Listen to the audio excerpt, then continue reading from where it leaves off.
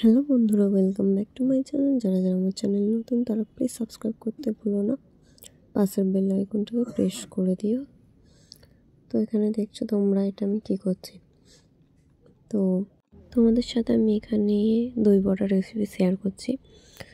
তো এখানে আমি 150 গ্রাম বিউলির ডাল নিয়ে ভিজিয়ে রেখেছিলাম, সেটা মিক্সিতে আদা, নুন, তোমরা চাইলে কাঁচা লঙ্কাও দিতে পারো, দিয়ে পেস্ট করে নিয়ে ভালো করে ফেটে নিতে হবে।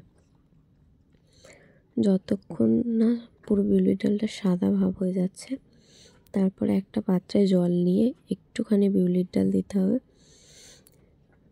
জলের মধ্যে ছাড়লে দেখবে এরকম ফুলে ভেসে উঠেছে, তখন ভাববে যে বিউলির ডালটা ঠিক মতো ফাটা হয়ে গেছে। তারপর হলো যে তেলটা মিডিয়াম থেকে লো ফ্লেমে গরম করে নিতে হবে। মিডিয়াম আঁচ রেখে হলো বিউলির ডালের বড়াগুলো ছেড়ে সাদা সাদাভাবে ভাজতে হবে, হলুদ হয়ে গেলে হবে না। এই রকমভাবে ভেজে তুলে নিতে হবে। তারপর আমি তোমাদের দেখিয়ে দিচ্ছি কতটা নরম হয়েছে। তো এরকম নরম হবে, স্পঞ্জি ভাব।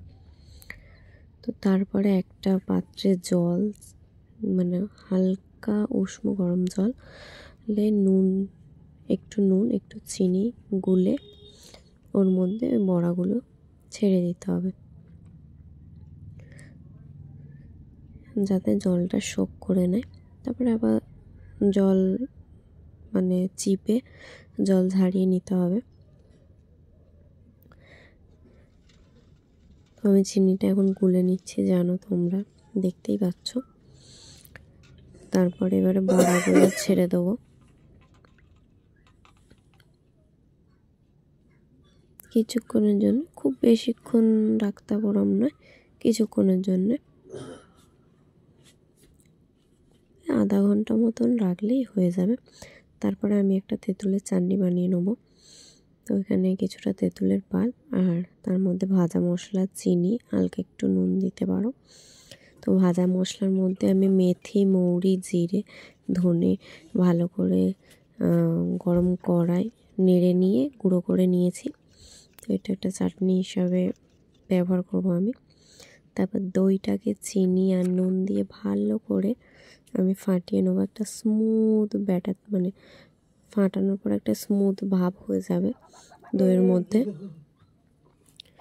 তো দইটা ফাটিয়ে নেওয়ার পর ওর মধ্যে বড়াগুলো দিয়ে দেব। আর এখানে একটা তোমরা ধনেপাতার চাটনিও করতে পারো, বেশ ভালো লাগবে, বাট আমার কাছে ছিল না তাই আমি করিনি।